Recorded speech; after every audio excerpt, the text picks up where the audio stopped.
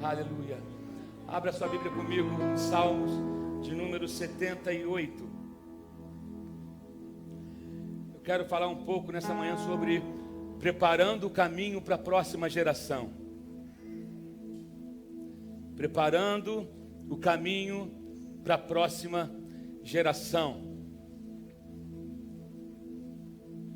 Nós não podemos pensar somente no presente.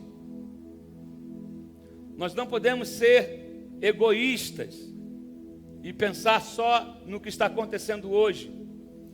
Eu preciso pensar no futuro. Eu preciso aprender com o passado, valorizar o presente e investir para o futuro. Posso ouvir um amém aqui? Eu quero trazer esse ensino para a igreja, eu quero trazer essa perspectiva para a igreja, porque esse capítulo, ele está no meio do livro dos Salmos. E o capítulo de número 78 de Salmo foi escrito por Asaf, filho de Berequias. Asaf, ele traz nesse Salmo 78, ele desperta um povo para algumas responsabilidades que o povo deixou de lado. Então ele faz um resumo de tudo aquilo que Deus havia feito para eles e como que o povo havia esquecido, caíram no esquecimento daquilo que Deus havia feito para eles. E quando um povo esquece daquilo que Deus fez para ele, esse povo vai viver em derrota. Então eu quero dividir, e ele fala a questão de anunciar a próxima geração, da nossa responsabilidade de, como o pastor Fabrício falou um pouco aqui na terça-feira, sobre herança. Ele fala aqui nesse salmo sobre a responsabilidade que nós temos de passar adiante aquilo que Deus está fazendo hoje. O que Deus está fazendo na sua vida não pode morrer com você. Eu vou repetir. O que Deus está fazendo na sua vida não pode morrer com você. Isso precisa ser passado adiante. A Bíblia vai dizer que uma geração anuncia a outra geração aquilo, as maravilhas, os grandes feitos do Senhor. E é teu papel multiplicar aquilo que você tem recebido da parte do Senhor. Olha o que diz o Salmo 78. Nós vamos ler a princípio. O Salmo é muito grande, mas nós vamos ler do verso 1 ao verso 8. Povo meu, na Bíblia hebraica, na Tanaka, o título desse salmo é Escuta a minha palavra. E aqui na NVI ele começa dizendo, poema da família de Asaf. Verso primeiro vai dizer, povo meu, escute o meu ensino, incline os ouvidos para o que eu tenho a dizer. Em parábolas abrirei a minha boca, proferirei enigmas do passado, o que ouvimos e aprendemos, o que nossos pais nos contaram. Não os esconderemos dos nossos filhos, contaremos à próxima geração os louváveis feitos do Senhor, o seu poder e as maravilhas que ele fez. Ele decretou estatutos para Jacó, e em Israel estabeleceu a lei, e ordenou aos nossos antepassados que a ensinassem aos seus filhos, de modo que a geração seguinte a conhecesse, e também os filhos que ainda nasceriam, e eles, por sua vez, contassem aos seus próprios filhos. Então eles porão a confiança em Deus, não esquecerão os seus feitos e obedecerão aos seus mandamentos. Eles não serão como os seus antepassados, obstinados e rebeldes, povo de coração desleal para com Deus, gente de espírito infiel. Que coisa séria. Nós não seremos uma geração de espírito infiel. Nós não seremos uma geração rebelde. Nós não seremos um povo que ouve e que dá as costas para Deus. Amém, querido? Você crê nisso? Sente-se no seu lugar. No domingo passado à noite, eu preguei um sermão aqui. Quem lembra do sermão que foi pregado domingo à noite? Jesus. Quem estava aqui domingo passado à noite, no culto das 19h30? você não está vindo no culto da noite, você está perdendo. Acho que eu vou ter que pregar a mensagem de domingo, dos domingos de noite, no domingo da manhã seguinte, porque o povo não está. Mas domingo passado à noite eu preguei sobre o que você está fazendo com o que você tem ouvido. Eu vou repetir. O que você tem feito com o que você tem ouvido? Não adianta você ouvir aqui, ouvir um sermão e ele não produzir frutos na sua vida. É responsabilidade sua aplicar na sua vida os ensinos que você recebe aqui. Não é obrigação do pastor fazer você aplicar. Deus não vai fazer você aplicar. Isso é uma decisão sua. Você precisa ouvir e trazer para a prática. A Bíblia fala: não sejais apenas ouvinte da palavra, mas sejais praticante da palavra. Nós temos muitos ouvintes e poucos praticantes. O evangelho precisa ser vivido, precisa ser praticado. E essa palavra é meio que uma continuidade do sermão da semana passada à noite, porque Asaf vai dizer aqui: vocês precisam pegar aquilo que vocês foram ensinados e passar para gerações futuras, passar para os seus filhos, passar para os seus filhos, passar para os filhos dos seus filhos. Nós precisamos entender isso. E eu pensando um pouco sobre isso ontem, sobre preparando um caminho para aqueles que virão depois de nós, preparando um caminho para a próxima geração. E uma das primeiras coisas que precisam acontecer é que o melhor caminho para a próxima geração é a de hoje ser curada. O melhor caminho para a próxima geração é a de hoje ser curada, porque uma geração doente, ela vai gerar outra geração doente. Agora, uma geração liberta vai gerar uma geração liberta. Uma geração curada vai gerar uma geração curada. Uma geração cheia do Espírito Santo vai gerar outra geração cheia do Espírito Santo. Uma geração apaixonada por Deus vai gerar um povo apaixonado por Deus, porque ninguém dá aquilo que ele não tem. Você só dá o que você tem. Então, será que nós nos perdemos no meio do caminho? Será que nós nos desviamos, mesmo estando envolvido num ambiente onde a glória está presente? Porque o fato da glória estar presente não significa que eu estou desfrutando dela, porque a glória pode estar presente e eu estou dando as costas para a glória. Porque Deus está presente, porque onde estiverem 2 ou 3 em meu nome, ali estou eu. A questão não é se temos a presença, a questão é: eu estou reconhecendo a presença, eu estou valorizando a presença, eu estou vivendo de acordo com essa presença. O problema é que nós precisamos redescobrir o nosso propósito, redescobrir a nossa missão, redescobrir o que é ser igreja. Redescobrir o que é ser um cristão. Nós falamos muitas vezes de Pentecostes, e Pentecostes está muito mais rico do que simplesmente falar em novas línguas e ficar de treme-treme. O Pentecostes gera mudança na vida do ser humano.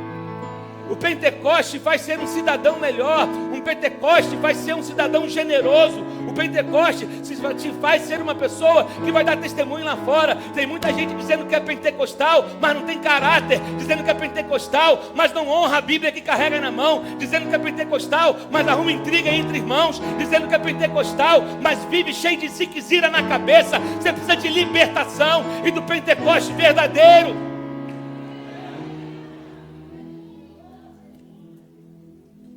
A gente está pegando só a cereja do bolo e valorizando mais a cereja do que o bolo todo. A cereja do bolo é o mover, e nós não vivemos baseado no mover, porque o mover é quando Deus vem brincar com a igreja. Eu entendo o mover de Deus, tudo isso que a gente vive, a hora que Deus chega e fala: hoje eu quero brincar de roda, hoje eu quero descer e brincar com a igreja. Então Ele vem, aí a gente treme, aí a gente pula, e aí a gente se alegra. Mas se Ele não vier e não acontecer nada, eu não sentir um arrepio, deixei de ser pentecostal? Alguma coisa está errada? Não, nós não vivemos baseado no mover, nós vivemos baseado na fé. Como eu sempre falo, fé não é sentimento, fé é certeza. Eu não ando baseado pelo que eu sinto. Não é Deus não está presente somente quando eu me arrepio. Ele está presente quando Ele é invocado. Ele está presente em todo tempo. Ele está presente quando eu vivo uma vida totalmente entregue a Ele. Deus está presente. O problema é que nós temos uma geração que não gera nada. Uma geração que só vive para o presente, não se importa com o futuro. Agora, glória a Deus, que Deus, Ele é um Deus de recomeços, aleluia. Deixa eu falar uma coisa, Deus não tem problema nenhum em recomeçar com uma geração virgem. Deus não tem problema nenhum em recomeçar com uma geração nova, uma geração que não tenha experiência nenhuma. Em Deuteronômio, no capítulo 1, verso 1 e 2, ele chega para Moisés e manda Moisés juntar um povo. Era um povo que não tinha experiência, era um povo que não tinha mania, era um povo que não tinha vícios. E Deus fala, eu vou começar algo novo com esse povo inexperiente. Deus não tem problema com recomeços. Ele pega o inexperiente e ele faz algo novo, e ele surpreende a todos, porque Deus não está preso a fórmulas, Deus não está preso a modelos, Deus não está preso a sistemas. Quando alguém começa a engessar aquilo que Deus fez, Deus já não está mais ali. A nuvem anda porque ela é livre. Onde há escravidão, Deus não está mais. Se o lugar que você frequenta, se o evangelho que você crê é o evangelho de peso, de jugo, de escravidão, esse não é o evangelho que Jesus veio trazer, porque o que ele veio trazer é liberdade e alegria no Espírito Santo. Se o evangelho te faz andar carrancudo, não é evangelho verdadeiro. Deus quer te libertar de sistemas viciados, de sistemas de jugo. Então por isso que o melhor caminho para a próxima geração é a de hoje ser liberta. O melhor caminho para a próxima geração é a de hoje ser curada. O melhor caminho para a próxima geração é a de hoje se posicionar no meio da bagunça, no meio da confusão, no meio da crise, se colocar de pé, se posicionar e falar, eu sei em quem tenho crido, eu sei quem é o meu Deus, eu sei a quem eu sirvo. Isso não é dentro do templo, isso é outside, outdoor. É fora do templo. E é nosso papel receber ferramentas aqui para usá-las lá fora. Misericórdia. Sabe, no Salmo 78, Asaf, ele faz uma releitura da história do seu povo. E ele viu, ele dá de frente com uma triste realidade. Ele percebe que o povo dele, que o povo de Israel, ele faz uma releitura da história. É importante você saber a história, é importante você procurar saber o que aconteceu antes de você, até para você não repetir os mesmos erros.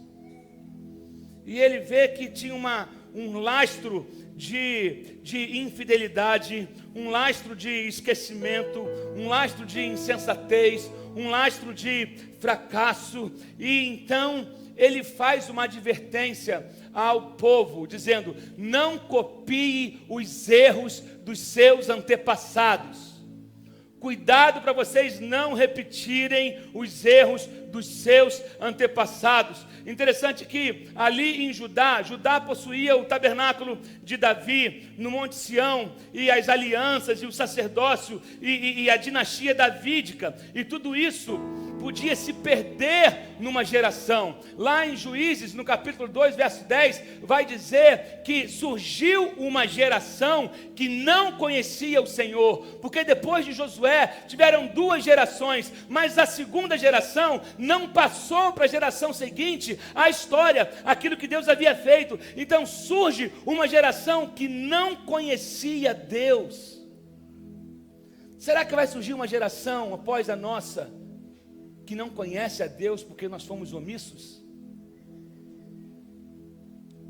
Por que avivamentos vêm e vão? Porque começam com Deus e terminam com a carne.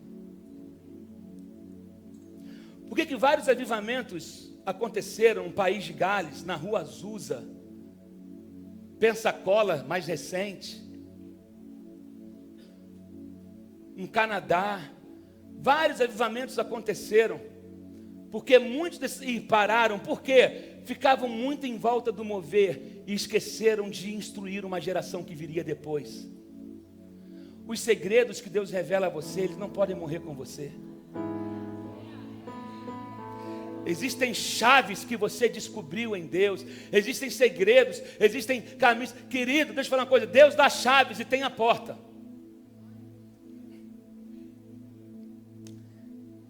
Quando eu morava lá em Vista Alegre, a gente tinha uma porta em casa. que se eu enfiasse a chave normalmente, eu não conseguia abrir. Mas tinha um jeitinho que a gente fazia assim na fechadura.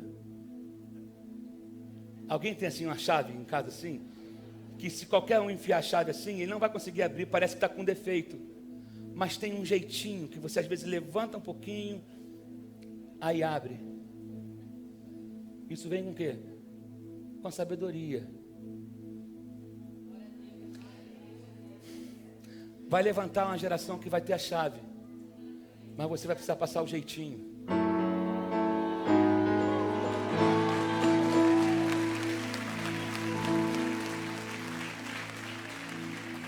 Tem um jeito, tem uma maneira. Você precisa saber usar a chave. Tem um ladinho, faz assim, cuidado.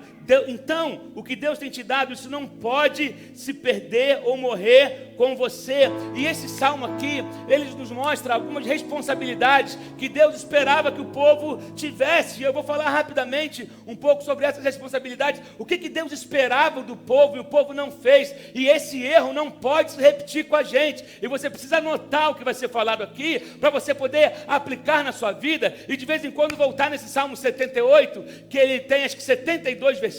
Eu não vou ler os 72 versículos, mas eu vou passar por eles para você entender. Eu preciso ter essas responsabilidades, eu preciso agir de maneira que Deus espera que eu aja, eu preciso agradar o coração de Deus, então eu preciso vigiar. Quais eram as responsabilidades que Deus esperava que esse povo cumprisse? Primeira delas, proteger o futuro. Isso aqui é interessante. Proteja o futuro. Queridos, você está aqui hoje porque alguém pregou para você. A pessoa que está do seu lado, ela está aí porque alguém um dia pregou para ela.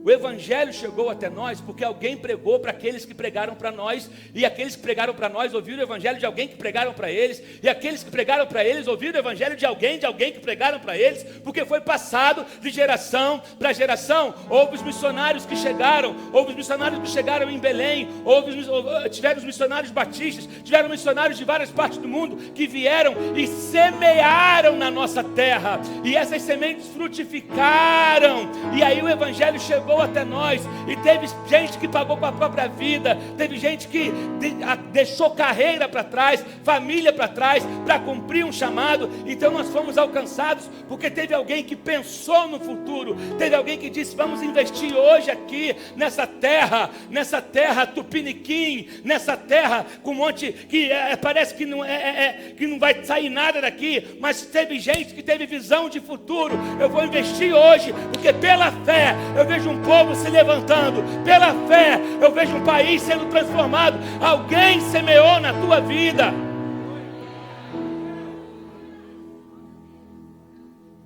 Você consegue lembrar do pastor que pregou para você no dia que você se converteu?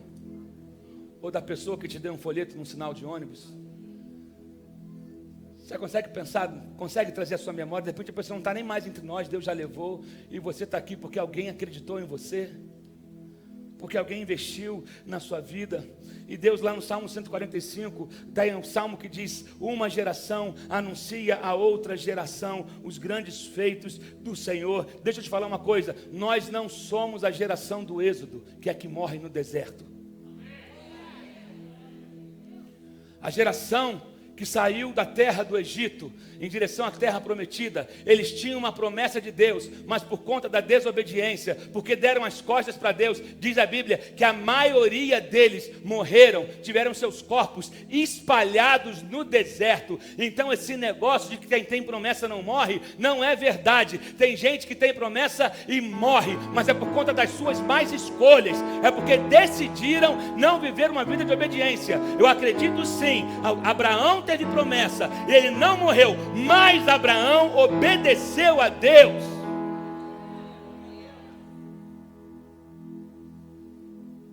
Mas nós não ficaremos espalhados no deserto, nós não morreremos, porque nós vamos decidir obedecer a Deus. Posso ouvir um amém aqui, queridos? Se quisermos ver a nossa geração, se quisermos ver as nossas sementes frutificando, Porque, querido, nós falamos muito de frutos. Fruto representa o futuro, mas a semente representa o presente. Se eu não proteger o meu presente, eu não terei futuro. Se eu não valorizar a minha semente, se eu não cuidar bem da minha semente, eu não vou colher nada. A tua semente tem a ver com o teu futuro. A tua semente tem a ver com aquilo que vai acontecer lá na frente. Então, o fruto, o produto final, tem o produto inicial nele. A semente tem o futuro. Por isso que o que você recebe aqui não pode morrer em você, tem que ser passado adiante, para que haja um futuro, para que haja uma continuidade. Amém, queridos? Para que haja uma continuidade. Então, por isso que você precisa estar em concordância com Deus, em obediência com Deus, porque você é de origem divina. Então, oh meu Deus do céu, se você é de origem divina, a tua semente, ela está ligada à sua origem. E se a tua semente está ligada à sua origem, o teu futuro também está ligado à sua origem. Então é um caminho de continuidade, mas isso depende de você. Você não pode se vender, você não pode se corromper, você não pode se tornar um produto do meio, você precisa se destacar no meio, você vai ser distinguido.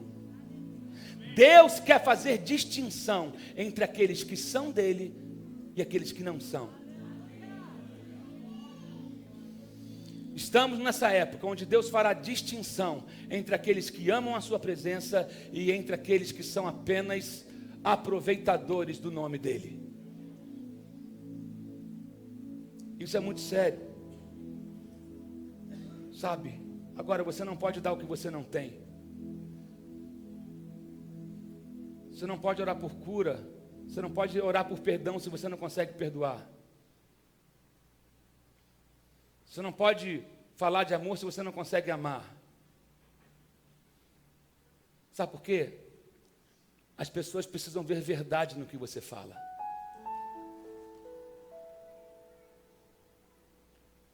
Elas precisam ver verdade. Ou melhor, nem no que você fala, mas ver verdade na sua atitude. Ver verdade no seu comportamento, porque de sermão o mundo está cheio. Hoje tem sermão para todo tipo. O povo quer ver vida. O povo quer ver mudança. Então, você precisa proteger o seu futuro, proteger o futuro. E o segredo está em confiar em Deus. Aprender com o passado. Eu não vou repetir. Talvez você conheça histórias que não são boas, erros passados, de pessoas que vieram antes de você e que falharam. E deixa eu falar uma coisa: você não precisa ser fiel àqueles que falharam antes de você. Tem gente que ela é tão fiel, que ela quer ser fiel até nos erros. Eu vou repetir os erros dos líderes que vieram antes de mim. Eu vou repetir os erros que aconteceram na minha família antes de mim. E essa história de repetição você não precisa carregar. Você só apenas lembra do passado para lembrar o que você não deve se tornar. Mas há um futuro na sua mão hoje que, oh meu Deus do céu, você não será o fracasso daqueles que vieram antes de você. Posso ouvir um amém? Aplauda ao Senhor se você crê nisso. Sabe? Você não precisa ser fiel a esse ponto. Tem gente que quer repetir o erro do pai. Ele se proíbe de ir além do que o pai dele foi. Ele se proíbe de ser maior do que aquilo que a mãe dele foi. Ele se proíbe. Então, quando chega no momento, ele caminha um tempo. Aí, quando ele chega páreo a páreo com aquilo que o pai dele foi, ele começa a se boicotar para entrar nos mesmos erros, porque ele precisa ser fiel ao pai. Esse tipo de fidelidade você não precisa ter. Esse tipo de herança você não precisa levar. Pega a boa semente e lança. Pega a boa semente e semeie. Pegue vasos vazios. Deus está colocando vasos vazios do seu lado. O que são vasos vazios? Pessoas sem experiência. pessoas que nunca viveram nada. E Deus está dizendo, você tem alguma coisa, mas se você não derramar em alguém o que você tem, você vai ficar uma pedra. O óleo vai endurecer. O óleo vai parar de fluir. Deus não quer interromper o fluxo na sua vida. Mas para você, Deus está te colocando vasos, pessoas inexperientes do seu lado. E está falando, derrama sobre elas o conteúdo que você tem. Quando você começar a dividir com alguém aquilo que você tem, vai haver multiplicação na tua vida. E esses vasos representam novas gerações. Pessoas que você vai investir. Investir tempo, investir palavra, investir conhecimento. Investir, talvez até formar alguém. Vou investir. E aí encher um vaso, daqui a pouco vai encher outro vaso. Enquanto tiver vaso para ser cheio, vai ter óleo para fluir. Enquanto tiver espaço, enquanto você decidir derramar na vida de alguém, isso é o quê? Preparando o futuro. Preparando o futuro. Preparando o futuro. E Deus gosta de começar com gente inexperiente. Oh, meu Deus do céu. Então, nós vemos aqui o primeiro ponto, proteger o futuro. O segundo ponto, compreender o passado. Asaf, ele faz uma retrospectiva, começando com a apostasia de Efraim e depois com os pecados de Israel. Aí ele começa falando de Efraim, ele vai falar do verso 9 até o verso 12. Até o verso 11, ele fala dos homens de Efraim, flecheiros armados, que viraram as costas no dia da batalha, não guardaram a aliança de Deus e se recusaram a viver de acordo com a sua lei e esqueceram o que ele tinha feito e as maravilhas que lhes havia mostrado. Um dos maiores problemas nosso é o esquecimento. Alguém disse uma frase a seguinte, que aqueles que não conseguem se lembrar do passado estão condenados a repeti-lo. Sabe? E Mário de Andrade vai dizer que o passado é uma lição para se meditar e não para se repetir. O passado é uma lição para se meditar e não para se repetir. Então Asaf, ele relembra os pecados do seu povo. Ele lembra da apostasia de Efraim, ele relembra os pecados de Israel no deserto. E aí você vai poder ler do verso 12 até o verso 39. Depois ele lembra das lições esquecidas no Egito. Depois ele lembra dos pecados de Canaã, e ele começa a descrever os pecados do povo. No verso 19, por exemplo, falando dos pecados de Israel no deserto, ele vai dizer: duvidaram de Deus, dizendo: poderá Deus preparar uma mesa no deserto? Querido, Deus, se tem algo que irrita Deus, é o pecado da incredulidade. Esse povo, eles viviam milagres em Deus, e viviam reclamando de Deus, e viviam dando as costas para Deus. Então ele fala: olha só, vocês não podem ser como esse povo, você não pode repetir os mesmos erros desse povo, você não pode trocar Deus por deuses falsos, você não pode. Querido, como tem gente idólatra dentro da igreja? A gente gosta de falar que às vezes os católicos idolatram os santos, aqueles santos de madeira, de pedra, mas os evangélicos, os crentes, idolatram santos vivos. Os crentes idolatram posições dentro da igreja. Os crentes idolatram tronos que colocam no altar. Os crentes idolatram títulos que estão na moda hoje. E Deus não te chamou para te dar um título, Deus te chamou para ser um servo, Deus te chamou para ser um agente do reino dele. Não repita os erros. Nós temos na nossa geração, nós temos no nosso tempo erros a não ser repetidos. Deixa eu te falar, o problema não é como se começa, o problema é no que nos tornamos. Nós temos exemplos ainda vivos no nosso meio do que não fazer, de gente que começou bem, que começou com o coração reto, mas ficou deslumbrado, se impressionou com as posições, se impressionou com multidões, se impressionou com títulos, e aí perdeu a essência do começo. Você não pode perder a sua essência.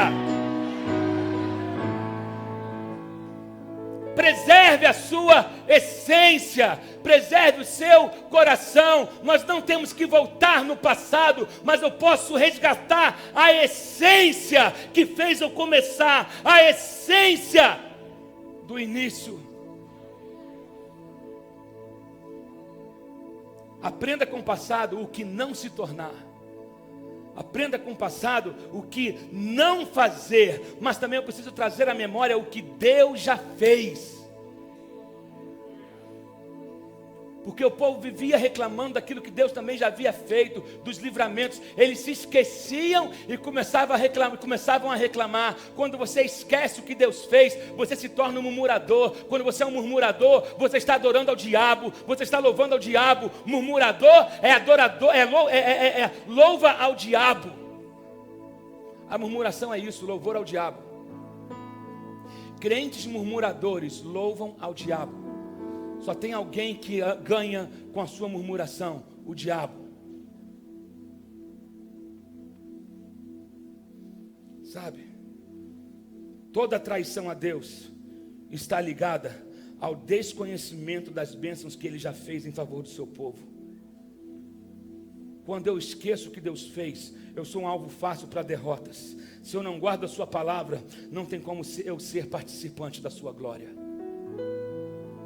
Eu vou repetir: se eu não guardo a sua palavra, não tem como eu me tornar participante da sua glória. Porque a fé vem pelo ouvir a palavra. A Bíblia vai dizer: escondi a tua palavra no meu coração para não pecar contra ti.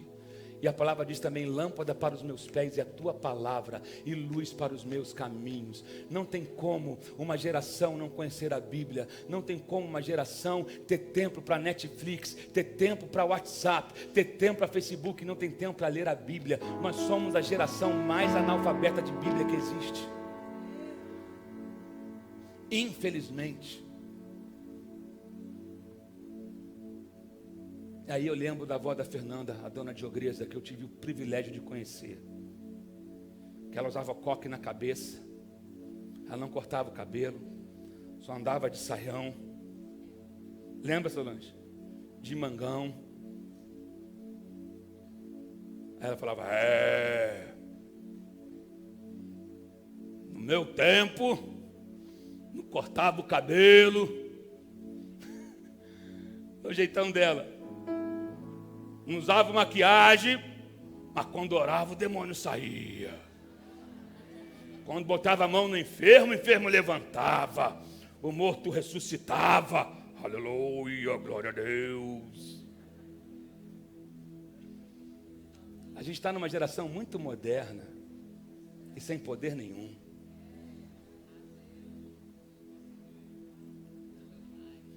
Às vezes vai começar com um jovem de Bíblia, dá vergonha.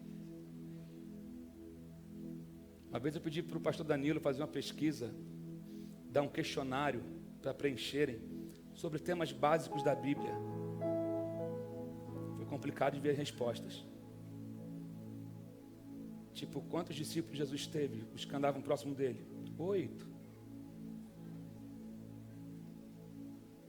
Quem foi engolido pela baleia? Noé.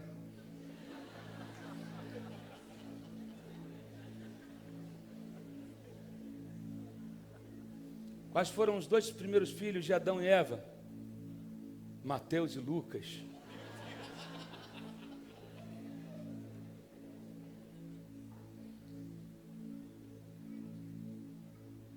Perguntas básicas, que tem muito crente que não sabe.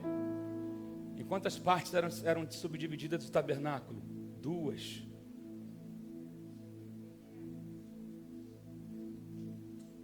Qual o nome do lugar que Jacó deu depois de ter tido encontro com Deus? Não sei. Peniel.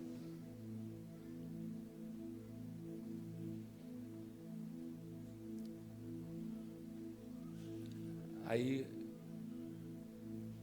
eu olho para as outras religiões, eu olho para o judaísmo, por exemplo. Eu lembro que o menino de 13 anos, ele tem que decorar a Torá, que é o Pentateuco, os 5 primeiros livros da Bíblia. O muçulmano tem que decorar o Alcorão. Decorar no livro tal, capítulo tal, verso tal diz isso. Se ele for ser rabino, então, no judaísmo, ele vai ter que ler a Torá diante de todo mundo, de cor, sem poder ler. Tem que ditar. Aí a gente, às vezes, dentro da Bíblia, dentro da igreja, é analfabeto de Bíblia. Mas é bom de falar a vida dos outros. É bom de ler revista de fofoca. Mostre o seu WhatsApp, irmão. As páginas que você frequenta, que você visita. Deixa eu falar uma coisa. Deus te colocou nessa geração para você fazer a diferença. Não fica dizendo que você queria viver na época dos seus pais. A Bíblia não fala que você deve falar isso, é pecado, não é bom. Não diga que aqueles dias são melhores do que os de hoje. Porque Deus não estacionou no tempo. Deus continua agindo. Deus continua fazendo. Só que hoje é a tua vez. A época de Moisés passou, a época de Davi passou, a época de Mateus passou, a época de Marcos passou, a época de João passou. Hoje é a época do Leandro, hoje é a época do Emerson, hoje é a época da Solange, hoje é a época do Alessandro, hoje é a época do Kleber, hoje é a época da Fabi, hoje é nossa. Nós estamos continuando a história de Deus hoje. Ei, nós estamos continuando a história de Deus. Deus está fazendo hoje, Deus está escrevendo hoje através da nossa vida. Agora é muito frustrante você comprar um pastel de carne, quando você morde só tem fumaça. É ou não é, Dom? Sabe aquele pastel gordo? Mas quando você morde só tem fumaça, não tem recheio. Você não pode ser um pastel sem recheio. Você não pode ser crente sem recheio. Você não pode ser nuvem sem água. Você não pode ser árvore sem fruto.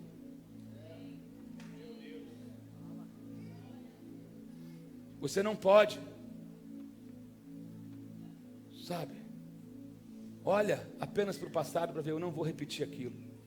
Não se torne aquilo que você odiou a vida toda.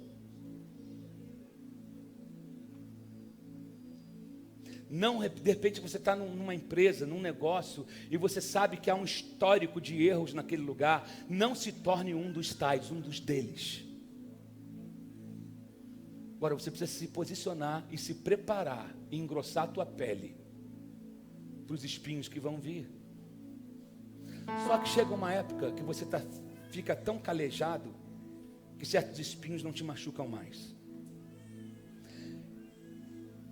Ou você aumenta a tua resistência à dor, ou você vai ser consumido por ela. Eita. Deus quer aumentar a tua resistência para suportar coisas que você achava que não poderia suportar. Mas eu quero dizer que isso é um momento, porque há uma glória para ser revelada no final de tudo. Há uma força que você não conheceu ainda, e Deus está te sustentando. Deus vai te levantar pela tua mão. E Deus não errou onde te colocou, quando te colocou onde te colocou. Deus não errou te colocando nessa cidade. Deus não errou te colocando nessa cadeira. Deus não errou te colocando nesse trabalho. Deus não errou te colocando nessa faculdade. Deus não errou fazendo você nascer nessa família. Deus não errou quando te escolheu. Deus não errou quando te curou. Deus não errou quando você nasceu. Posso ouvir um amém aqui? Ah, mas eu fui, a minha história, querido, a tua história, ela vai servir de bênção para a vida de outras pessoas, porque você sobreviveu. Você sobreviveu ao divórcio, você sobreviveu à traição, você sobreviveu à perseguição, você sobreviveu à luta, você sobreviveu a um câncer, você sobreviveu a uma situação desfavorável, mas você está aqui, de pé, adorando a Deus. Oh meu Deus, aleluia, porque você sobreviveu.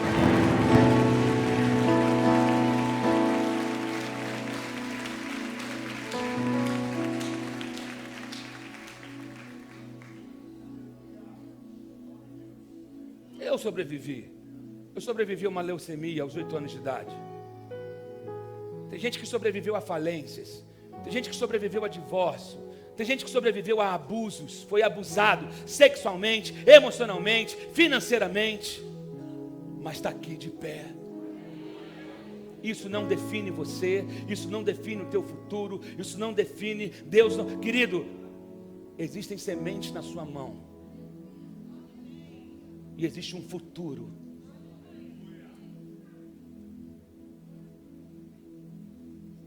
Terceiro ponto e último. Nós falamos sobre proteger o futuro, compreender o passado. Terceiro ponto e último é valorize o presente. Do verso 65 a 72, Asaf vai dizer: então o Senhor despertou como de um sono. Ele fez retroceder a golpes os seus adversários e os entregou a permanente humilhação. Também rejeitou as tendas de José e não escolheu a tribo de Efraim. Ao contrário, escolheu a tribo de Judá e o monte Sião, o qual amou.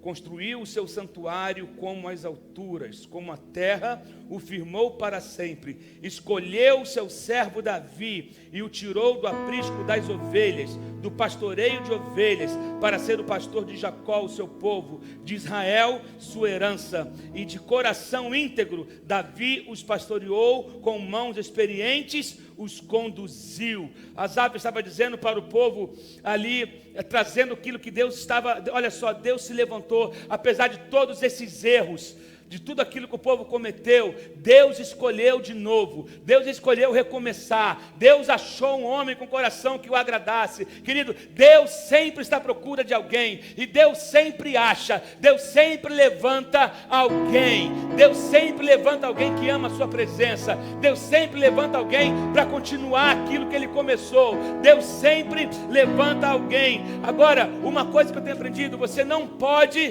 desperdiçar o que Deus está fazendo hoje. Você precisa aprender a valorizar o que Deus está fazendo hoje. Asaf também estava dizendo para o povo: vocês são privilegiados por ter Jerusalém, por ter a arca no Monte Sião e ter um rei da linhagem de Davi, da qual viria o Salvador.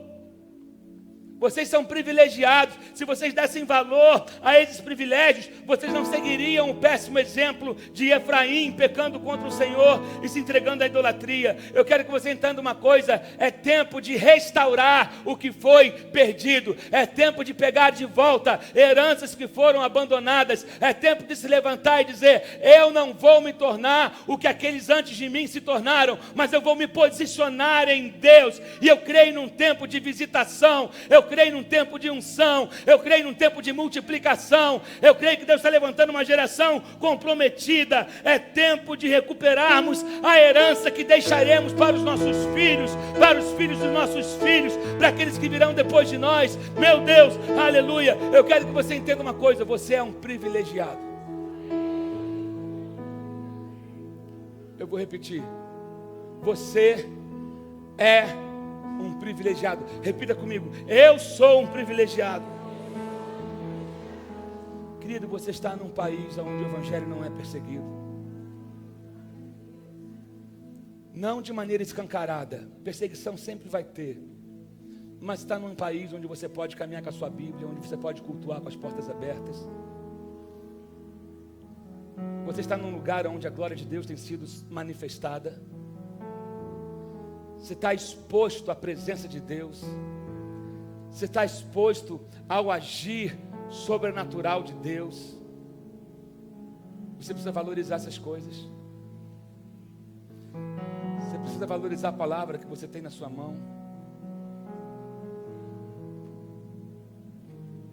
Você precisa valorizar. Em Lucas 19, vai dizer o seguinte, não precisa abrir, eu vou ler para você. Lucas 19 diz o seguinte: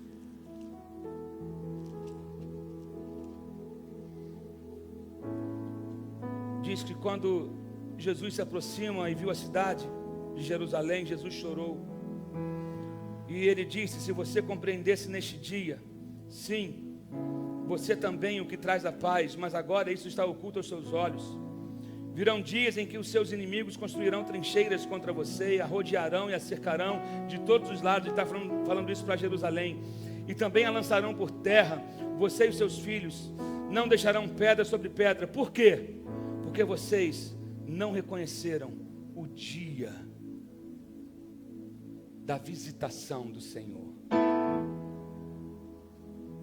Vocês não reconheceram o dia da visitação. Eu quero que você entenda uma coisa: não perca o dia da visitação, não perca as oportunidades que Deus tem te dado. Querido, aquele que está limpo, limpe-se ainda. Quem está sujo, suje-se ainda. É tempo de você se posicionar em Deus, é tempo de você decidir viver uma vida que agrade o Senhor. Eu não estou pregando aqui nada novo, você está cansado de ouvir isso, mas enquanto nós não estivermos vivendo isso, você vai ouvir a mesma coisa, porque não existe novidade no Evangelho. É tempo de praticarmos o Evangelho, é tempo de buscarmos a Deus, é tempo de sermos cheios do Espírito Santo de Deus, é tempo de nós nos posicionarmos e de nós valorizarmos cada momento, cada palavra, cada profecia, cada palavra profética, cada coisa que acontece na tua vida, diante da presença de Deus. Você precisa valorizar e passar isso adiante. Não retenha em você,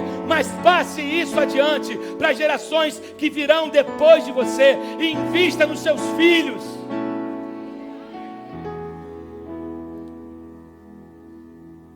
Invista nos seus filhos. Começa da sua casa. Se você não tem filhos, tem amigos que estão do teu redor. Tem pessoas que convivem com você, que são vasos vazios que Deus está colocando do seu lado. Derrama sobre eles o que Deus tem confiado a você. Sabe?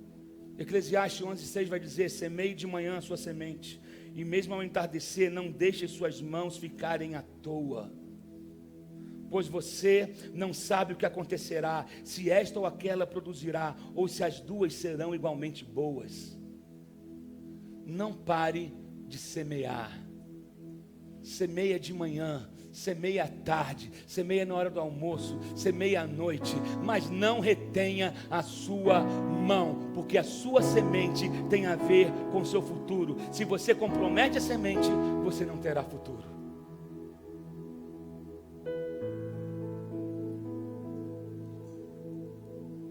Foi isso que Deus mandou falar com vocês essa manhã, de você valorizar o que Deus tem feito, de você aprender com os erros do passado. Não saia do ciclo de repetição. Rompa com esse ciclo de repetição, de erros, de falhas.